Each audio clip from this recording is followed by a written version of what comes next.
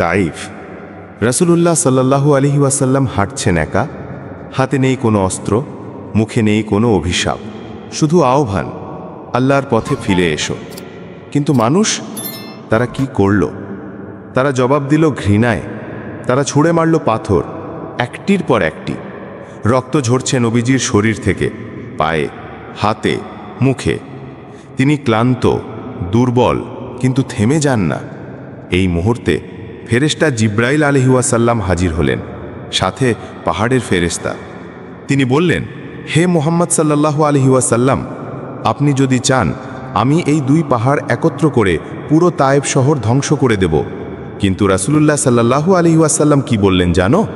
তিনি বললেন, না না, বরং আমি আশা করি তাদের পরবর্তী প্রজন্ম আল্লাহর ইবাদত করবে। এই ছিল আমাদের নবী। পাথরের জবাবে দয়া, রক্তের বদলে ভালোবাসা, অভিশাপের বদলে দোয়া। রাসূলুল্লাহ সাল্লাল্লাহু আলাইহি ওয়াসাল্লাম ছিলেন রহমাতুল লিল আলামিন, অর্থাৎ গোটা জাহানের জন্য রহমত।